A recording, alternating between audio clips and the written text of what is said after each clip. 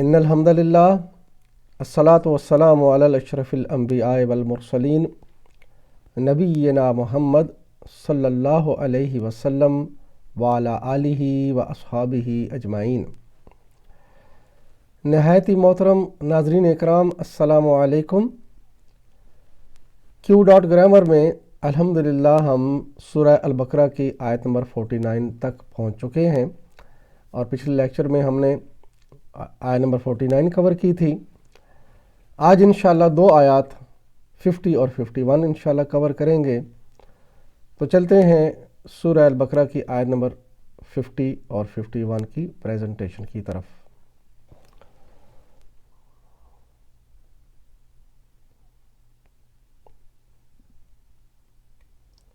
اعوذ باللہ من الشیطان الرجیم، بسم اللہ الرحمن الرحیم۔ وَإِذْ فَرَقْنَا بِكُمُ الْبَحْرَ فَأَنْجَيْنَاكُمْ وَأَغْرَقْنَا آلَ فِرْعَوْنَ وَأَنْتُمْ تَنْظُرُونَ۔ یاد کرو وہ وقت جب ہم نے سمندر پھاڑ کر تمہارے لیے راستہ بنایا، پھر اس میں سے تمہیں بخیریت گزروا دیا، پھر وہیں تمہاری آنکھوں کے سامنے فرعونیوں کو غرقاب کیا۔ وَإِذْ فَرَقْنَا بِكُمُ الْبَحْرَ فَأَنْجَيْنَاكُمْ وَأَغْرَقْنَا آلَ فِرْعَوْنَ وَأَنْتُمْ تَنْظُرُونَ۔ جب ہم نے پھاڑا، وَإِذْ فَرَقْنَا، اس میں حرف اور فعل وَإِذْ فَرَقْنَا، واو اِذْ فَرَقْنَا، دیکھیں اس میں واو عاطفہ اور اِذ ظرف زمان اور فرقنا میں یہ فعل ہے۔ اِذ حرف شرط بھی ہوتی ہے، اِذ مضارع کو ماضی کا معنی بھی دے دیتی ہے۔ اِذ میں اذکرو کا مفہوم بھی شامل ہے، یعنی جب کہا جائے اِذ فرقنا تو وہ وقت یاد کرو جب ہم نے سمندر کو پھاڑ دیا۔ فرقنا البحر، اِذ ظرف زمان ہے، وہ اسم جو کسی وقت کا تعین کر رہا ہو اسم ظرف زمان کہلاتا ہے، اور یہ منصوبات میں شامل ہے۔ 10 منصوبات ہیں، جن میں 5ویں نمبر پر مفعول فی، اس کے آگے 2 کیٹیگریز، ظرف زمان اور ظرف مکان۔ ظرف زمان جس میں کسی وقت کا تعین کیا جائے، اور ظرف مکان کسی جگہ کا تعین کیا جائے۔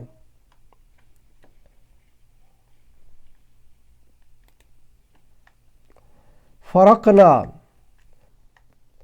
باب ضربا، ماضی کا پہلا صیغہ فرقا، مضارع یفرقو، ضربا یضربو، یہ دیکھ لیجئے بالکل میچ کر رہے ہیں۔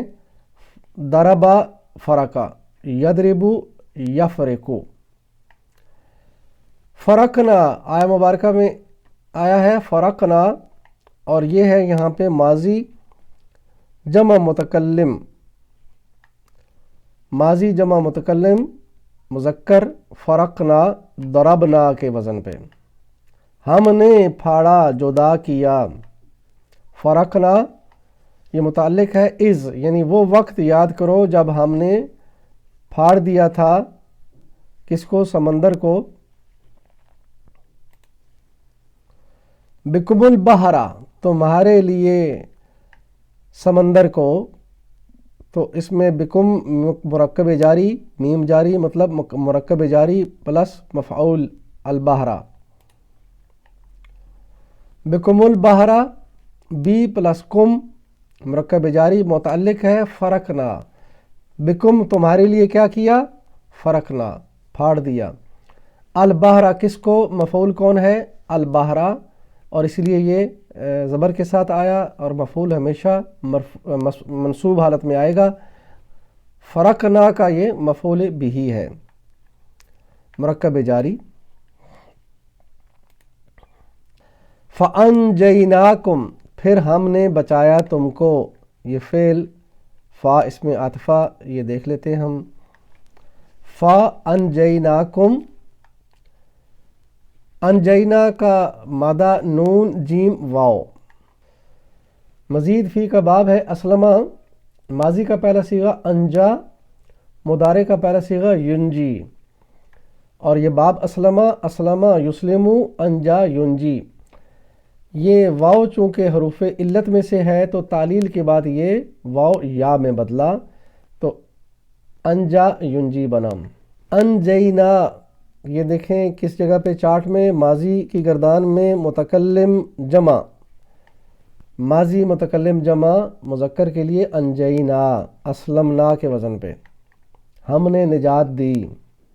فا اس میں سببیہ ہے، یعنی ہم نے سمندر کو پھاڑا تو اس کے بعد آیا فا، تو وہ فا سببیہ، یہ سبب بنا، پھاڑنے کا سبب کیا بنا آگے، انجینا، اس کے ذریعے سے تمہیں ہم نے نجات دے دی. تو فا کے بعد آنے والے فعل کو ما قبل فعل کا سبب بنایا. کم تم کو، ضمیر متصلہ جمع مذکر مفعول بہی ہے انجینا کا. خرجا وہ نکلا، اخرجا اس نے نکالا. کتنا فرق ہے، اور یہ فرق کیسے پیدا ہوا؟ یہ باب اسلمہ کی خاصیت ہے کہ یہ باب افعالن ہے، اس میں فعل لازم کو متعدی بنانے کے لیے یہ مفہوم پایا جاتا ہے. یعنی ثلاثی مجرد میں خرجہ تھا تو اس کو متعدی بنانے کے لیے اخرجہ بنایا گیا، باب اسلمہ میں لایا گیا تاکہ اس کے اندر مفعول بھی شامل ہو جائے. تو خرجہ وہ خود نکلا، اخرجہ اس نے کسی کو نکالا. تو اسی طرح اللہ تعالیٰ فرما رہے انجینا، ہم نے تمہیں نجات دی. وَأَغْرَقْنَا یہ فعل ہے. وَأَغْرَقْنَا مادہ دیکھیں غین را قاف، اس میں مزید فی باب ہے، اور ماضی کا پہلا صیغہ اغرقا، مضارع کا پہلا صیغہ یغرقو، اغرقا یغرقو. اب اس میں کوئی حروف علت نہیں ہے تو یہ دیکھیں کیسے یہ میچ کرے گا. اسلمہ اغرقا، مضارع یسلمو یغرقو. آیہ مبارکہ میں استعمال ہوا اغرقنا، تو یہ بھی ماضی متکلم جمع، ماضی متکلم جمع مذکر اغرقنا اسلمنا کے وزن پہ، ہم نے غرق کر دیا. واو اس میں حروف عاطفہ ہے. اعلیٰ فرعون مرکب اضافی ہے. اعلیٰ فرعون میں دیکھیں مرکب اضافی، اعلیٰ یہ مضاف ہے، اور مضاف ہمیشہ پیش کے ساتھ آتا ہے نکرہ کی صورت میں، لیکن چونکہ اعلیٰ پہلے جو ہے وہ مفعول بہی ہے اغرقنا، تو اغرقنا کس کو ہم نے غرق کیا؟ اعلیٰ، فرعون کی جو آل ہے، تو اس لیے یہ مفعول بہی ہونے کی وجہ سے زبر کے ساتھ آیا، ورنہ اس کو پیش کے ساتھ ہونا چاہیے تھا. تو مرکب اضافی میں اعلیٰ مضاف ہے، اور فرعون کیا ہے؟ یہ مضاف الیہ ہمیشہ حالت جر میں ہوتا ہے، تو اس کو فرعونی ہونا چاہیے تھا، لیکن فرعون اسم علم ہے. ایک تو یہ معروف ہے اسم علم، جیسے کتاب اللہ میں اللہ ال کے ساتھ اور ہی زیر، یعنی اللہ ہی زیر کے ساتھ آتا ہے، تو فرعون الفرعونی ہونا چاہیے تھا. تو لیکن فرعون اسم علم یعنی معروف نام ہے، اور یہ خود بخود معروف ہوتا ہے اسم علم، اور غیر منصرف ہے، یعنی اس کے نیچے زیر نہیں آئے گی. وہ کیوں کہ اسماء کی اقسام میں ایک مبنا اور ایک غیر مبنا یا مارب ہوتے ہیں. تو مبنا تو اپنی زیر زبریں نہیں بدلتے ہیں، لیکن مارب میں آگے دو اقسام ہیں، مارب منصرف اور مارب غیر منصرف. منصرف ساری تبدیلی قبول کرتا ہے، پیش سے زبر، زبر سے زیر میں چلا جاتا ہے، لیکن غیر منصرف پیش سے زبر میں جائے گا لیکن زیر میں نہیں جائے گا. تو یہ فرعونی زیر کے ساتھ نہیں آ سکتا، حالانکہ یہاں پہ یہ زیر کے ساتھ ہے محلن. غیر منصرف اسماء. وَأَنْتُمْ تَنْظُرُونَ اور یہ سب کچھ تم دیکھ رہے تھے، تمہاری آنکھوں کے سامنے ہو رہا تھا. اسم مبتدا پلس خبر. وَأَنْتُمْ تَنْظُرُونَ یہ پورا کا پورا فقرہ حال کے طور پر آیا کہ جب وہ غرق ہو رہے تھے تو تمہارا حال کیا تھا کہ تم دیکھ رہے تھے، تو انجینا تمہیں نجات دی اس حال میں کہ تم ان کو غرق ہوتے ہوئے دیکھو، یہ تمہارا حال ہے۔ تو انجینا کا حال، اور حال ہمیشہ منصوب حالت میں آتا ہے، یہ منصوبات میں سے ہے۔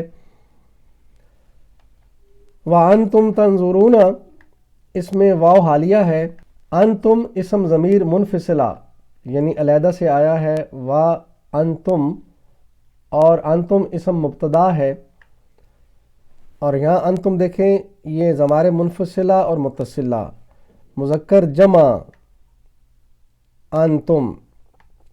تنظرون یہ فعل ہے اور خبر کے طور پر آیا ہے، یعنی مبتدا انتم تم تھے اس حال میں، تنظرون کہ تم دیکھ رہے تھے، یہ خبر ہوئی۔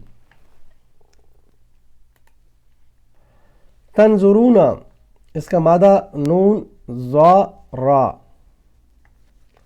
باب نصرہ ماضی کا پہلا صیغہ، نظرہ مضارع کا پہلا صیغہ، ینظرو، نصرہ ینصرو، نظرہ ینظرو۔ تنظرون کدھر ہے؟ یہ دیکھیں تنصرون کے وزن پہ، مضارع جمع حاضر مذکر، جی جمع حاضر مذکر مضارع، تنظرون تنصرون کے وزن پہ، تم سب دیکھ رہے تھے۔ اذ نے ماضی کو مضارع کر دیا، تو چونکہ آیت کے پہلے اذ لگا ہوا ہے تو اذ نے چونکہ یہاں پہ تنظرون مضارع ہے تو اس کا مطلب ہونا چاہیے تھا کہ تم دیکھتے ہو یا دیکھو گے، یہ تمہارا حال ہے، لیکن ماضی کا مطلب اذ کی وجہ سے آیا کہ تم دیکھ رہے تھے۔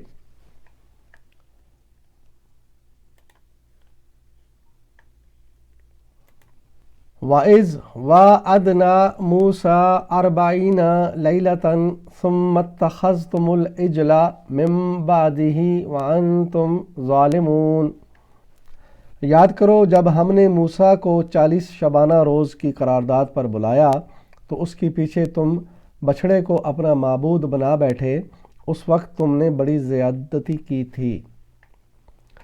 وَإِذْ وَعَدْنَا مُوسَىٰ 40 لَيْلَةً ثُمَّ اتَّخَذْتُمُ الْعِجْلَ مِن بَعْدِهِ وَأَنْتُمْ ظَالِمُونَ، اور جب ہم نے موسیٰ سے وعدہ کیا، اس کی تفصیل دیکھیں گے، عطفہ فاعل اور مفعول۔ وَإِذْ وَعَدْنَا، واو اذ وعدنا موسیٰ، واو عطفہ، اذ ظرف زمان، وعدنا فعل اور موسیٰ مفعول بہ۔ اذ حرف شرط اور اذ ماضی کو مضارع کا معنی دیتا ہے اور اذکروا کا مفہوم بھی اس میں شامل ہے۔ اس کے بعد اذ دیکھیں یہ ظرف زمان بھی ہے، کسی وقت کی بات ہو رہی ہے تو ظرف زمان چونکہ یہ منصوبات میں سے ہے۔ مفعول فی 5ویں نمبر پہ منصوبات میں سے، اس میں آگے اس کی 2 کیٹیگریز ہیں، ظرف زمان اور ظرف مکان۔ یہ ظرف زمان جس میں زمانے کا تعین کیا جاتا ہے اور ظرف مکان جس میں جگہ کا ذکر ہوتا ہے۔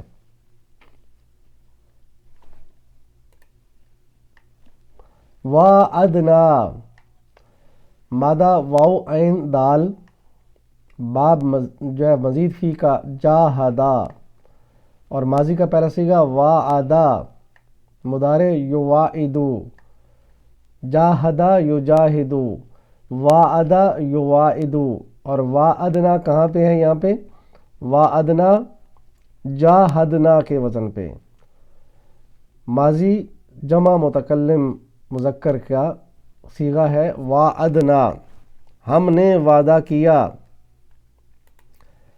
اب باب کی خاصیت ہم دیکھتے ہیں، جاہدہ باب مفاعلتن باب ہے اصل میں، تو اس کے اندر جو خاص بات یہ ہے کہ مشارکت کا مفہوم پایا جاتا ہے، یعنی دونوں طرف سے کوشش ہوتی ہے۔ تو جاہدہ میں جہاد یعنی اگر نفس کے ساتھ بھی کیا جائے تو ایک نفس ہے اور ایک انسان خود ہے، اس کا اپنے نفس کے ساتھ جہاد ہوتا ہے، اور اس کے بعد اگر دشمن کے ساتھ کیا جائے تو دونوں طرف سے کوشش ایک دوسرے کو جو ہے ختم کرنے کی۔ اربعین لیلتن 40 راتوں کا جو وعدہ کیا، مفعول بہ ہے اربعین لیلتن، اربعین یہ مفعول بہ ہے وعدنا۔ اب وعدنا اربعین تک پڑھا جائے، ہم نے وعدہ کیا 40 کا، اب یہ 40 کیا ہیں؟ لیلتن راتیں، یعنی 40 دنوں کی بات ہو رہی ہے۔ تو یہ تمیز یعنی رات نے لیلتن تمیز کے طور پر آیا کہ بات واضح ہو گئی۔ اور یہ دیکھیں تمیز کیا ہے، یہ بھی منصوبات میں سے ہے، اور یہ دوسرے نمبر پہ دیکھیں یہ 10 منصوبات ہیں، دوسرے نمبر پہ تمیز ہے۔ تمیز ایسا اسم جو مختلف پہلوؤں میں تمیز یعنی فرق کرے، اسم تمیز کہلاتا ہے۔ مثلا ہاذہ المدرسۃ جیدۃ، یہ ایک مدرسہ ہے جو بالکل ممتاز ہے، ڈفرنٹ ہے۔ دراستاً، نظاماً اور نظافتاً، یعنی اپنی پڑھائی میں دراستاً یا نظام اپنے نظام میں، یا پھر اپنی نظافتاً اپنی صفائی ستھرائی میں۔ تو ان تینوں کو دیکھیں یہ زبروں کے ساتھ آئے ہیں حالت نصب میں، تو یہ ہے تمیز۔ تو اس طرح لیلتن یہاں پہ تمیز کے طور پر آیا کہ اربعینہ کیا ہے، وہ 40 راتیں یا دن کی بات ہو رہی ہے۔ ثم اتخذتم العجل، پھر تم نے بچھڑے کو معبود بنایا۔ ثم عاطفہ اور اتخذتم فعل ہے اور العجل مفعول۔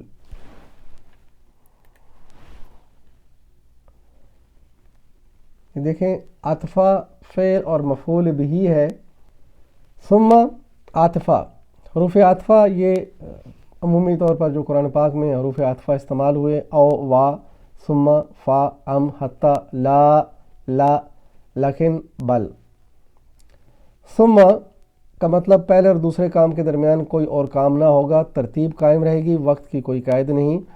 یعنی اللہ تعالیٰ فرما رہے ہیں کہ جب ہم نے سمندر پھاڑا تو اس میں اور باقی آگے کوئی بات نہیں ہے، لیکن تھوڑا سا وقت گزرا، مگر اس کے بعد کیا ہوا؟ تم نے بچھڑے کو معبود بنا لیا۔ اللہ کی نشانیاں دیکھنے کے باوجود تم نے اپنا معبود بدل دیا۔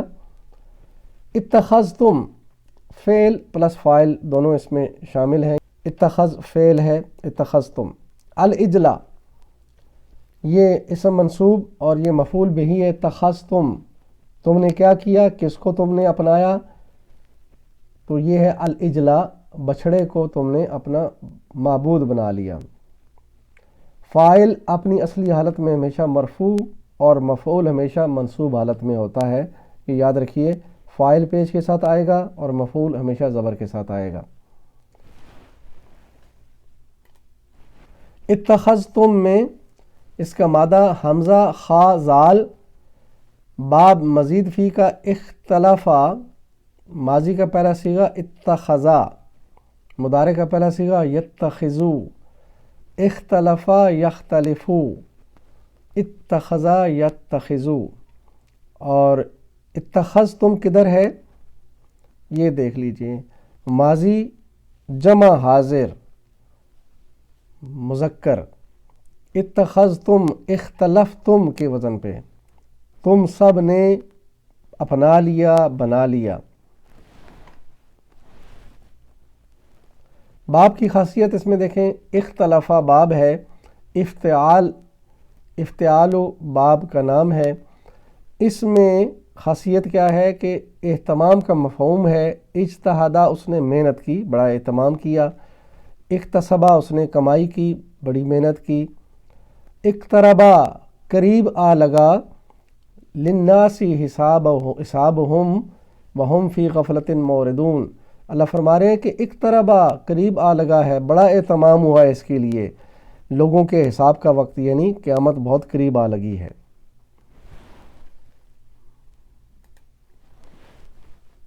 من بعدہ، اس میں مرکب جاری اور مرکب اضافی دونوں ہیں، من بعد اور بعدہ، اس کی تفصیل ہم دیکھتے ہیں۔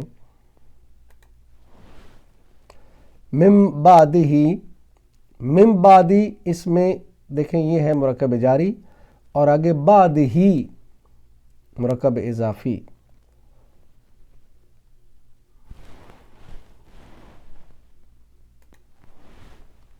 وَأَنْتُمْ ظالمون، اور تم ظالم تھے، یہ حال ہے، اور حال ہم نے پہلے بھی پڑھا، حال کیا ہے جی؟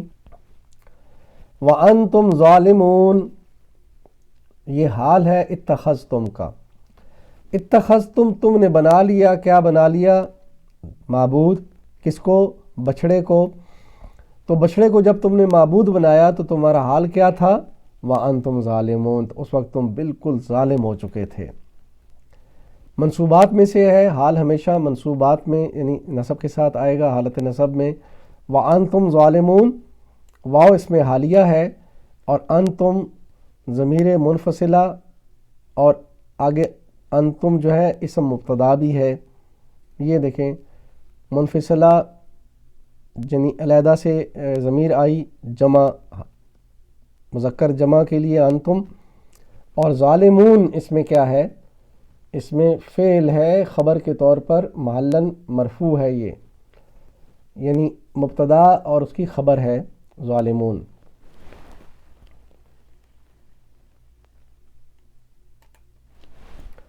ظالمون ہم دیکھیں گے مادہ اس کا ظا لام میم، اور باب ہے ضربہ، ماضی کا پہلا صیغہ، ظلمہ مضارع کا پہلا صیغہ، یظلمو، باب ضربہ، ضربہ یضربو، ظلمہ یظلمو۔ اب ظالمون کیا ہے؟ یہ ہم پہلے یہ دیکھیں گے کہ فاعل باب ضربہ میں دارب فاعل مارنے والا، اور مفعول ہے مضروب، فاعل کے وزن پہ دارب فاعل، اور مضروب مفعول کے وزن پہ ہے، اور دربن یہاں پہ مصدر ہے، اور اس میں ظالم یہ فاعل کی وزن پہ، فاعل کے وزن پہ ظالم، اور اس کی جمع ہے ظالمون۔ یہ دیکھیں فاعل واحد ظالم، اور آگے جمع ظالمون۔ دارب واحد فاعل ہے، اسی طرح ظالم واحد فاعل ہے، اور اس کی جمع ظالمون۔ تو تم سب وہ سب لوگ جو ظالم تھے، یہ فاعلین ہیں کہ جنہوں نے وہ کام کیا، ظالم بن گئے۔ الحمدللہ سورہ البقرہ کی آیت نمبر 50 اور 51 ہم نے دیکھ لی۔ اب ہم آخر میں اللہ سبحانہ تعالیٰ سے دعا کریں گے کہ اللہ تعالیٰ ہمیں قرآن پاک سے ہدایت لینے کی توفیق عطا فرما، اور پھر ہم اس ہدایت کو لینے کے لیے جس جذبہ کے ساتھ اللہ تعالیٰ سے ہم وہ ہدایت مانگیں گے وہ کیا ہے؟ میری زندگی کا مقصد تیرے دین کی سرفرازی، میں اسی لیے مسلمان، میں اسی لیے نمازی۔ محترم ناظرین، آج کی 2 آیات جو آپ نے کور کی ہیں بہت غور طلب ہیں۔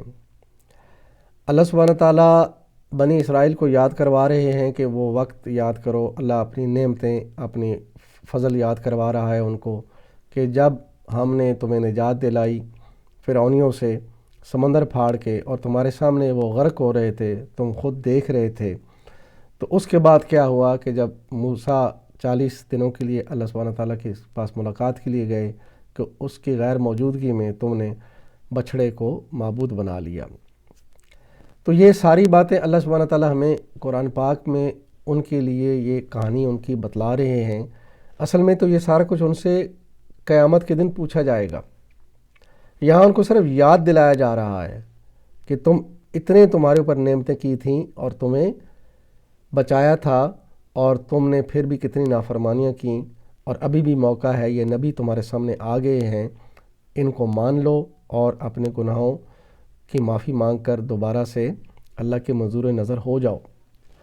اچھا، اب ہم یہ تو صرف بنی اسرائیل کے لیے پڑھتے ہیں، ذرا اپنے اوپر غور کریں کہ جس طرح بنی اسرائیل سے پوچھا جا رہا ہے، اسی طرح قیامت کے روز ہم سے بھی پوچھا جائے گا، اور یقیناً پوچھا جائے گا۔ یہی تو زندگی ہے، یہی تو اس زندگی کا جو ہے وہ آخر نتائج ہونے کا یہ مقصد ہے کہ آخر میں اس کا نتیجہ نکلے گا، اور تمہیں بتایا جائے گا، اپنے اعمال کے بارے میں پوچھا جائے گا تم سے۔ تو جب اللہ پوچھیں گے کہ تمہیں ہم نے یہ 7 ارب لگ بھگ اتنے آبادی میں سے تمہیں ہم نے چن کر مسلمان کے گھر میں پیدا کر دیا تھا اور آخری نبی کی عظیم امت میں پیدا کیا، تمہیں مسلمان بنا کر تمہیں دینی تعلیم دلائی گئی اور ہر جمعے کے دن تمہارے سامنے دین پیش ہوا، پورے ماحول میں ایک دین کا تمہیں ایک ماحول ملا، تم نے سیکھا اور تمہیں کتاب دی، اس کے تراجم اور اس کی تفسیریں موجود ہیں، تم نے اپنی ساری صلاحیتیں دنیا داری کے لیے لگائیں، دنیا کی ہر کتاب پڑھی سمجھی، لیکن ہماری اس کتاب کو کیوں نہیں پڑھا؟ ہم نے تمہیں جو دین دیا اس پہ عمل کیوں نہیں کیا؟ ہم نے تمہیں جو زندگی کے اندر مواقع دیے تم نے ان کو ضائع کیا۔ تو یہ ساری باتیں تو ہم سے بھی پوچھی جائیں گی۔ ہم ان آیات کو صرف پڑھ کے نہ گزر جائیں بلکہ اپنے اوپر بھی منطبق کریں کہ کل ہم سے پوچھا جائے گا۔ تو اس میں خاص طور پر ہم یہ بھی دیکھیں گے کہ ہمیں اللہ تعالیٰ نے اس دنیا میں کتنی عظیم نعمتیں عطا فرمائی ہیں، آزادی دی، اور خاص طور پر پاکستانی قوم جس سے میرا تعلق ہے، یقیناً میری زیادہ دلچسپی انہی کے ساتھ ہے کہ ہمیں ایک زمین کا خطہ دیا، آزادی کے طور پر تم یہاں پہ مسلمان بن کر رہو، تو کیا ہم نے وہ حق ادا کیا؟ ہم نے نعرہ لگایا پاکستان کا مطلب کیا، لا الہ الا اللہ، تو کیا ہم نے اس میں لا الہ الا اللہ کو سر بلند کیا؟ یقیناً نہیں کیا۔ بحیثیت قوم ہم مجرم ہیں اور یہ کام ہم جو ہے مجرمانہ کرتے چلے جا رہے ہیں۔ تو ہمیں یہ دیکھنا پڑے گا کہ ہم اپنی آخرت کے لیے کیا کر رہے ہیں، کل کلا ہم سے یہ سارے سوال ہونے ہیں۔ تو لہٰذا آج یہ زندگی کا موقع ہے، سنبھل جائیں، اللہ کے کلام کو سمجھیں اور سمجھ کر خود بھی عمل کریں، اپنے گناہوں سے معافی چاہیں اور اس دین کی سربلندی کے لیے کھڑے ہو جائیں۔ لوگوں کو بتائیں کہ یہ زندگی جو ہے یہ بے مقصد نہیں ہے، اللہ کے دین کی سربلندی کے لیے اللہ کے کلام کو سب سے پہلے سمجھنا ضروری ہے۔ تو جس کی یہ کوشش ہو رہی ہے، تو اللہ سے دعا ہے کہ اللہ تعالی ہمیں اس کام میں زیادہ سے زیادہ شوق سے آگے بڑھنے کی توفیق دے اور اس کام کو لوگوں کے دلوں میں مقبولیت عطا فرمائے، اور یہ تاکہ یہ ہمارے لیے آخرت کا توشہ بن جائے۔ وآخر دعوانا ان الحمد للہ رب العالمین۔ الصلاۃ والسلام علی رسول الکریم۔ جزاکم اللہ خیراً۔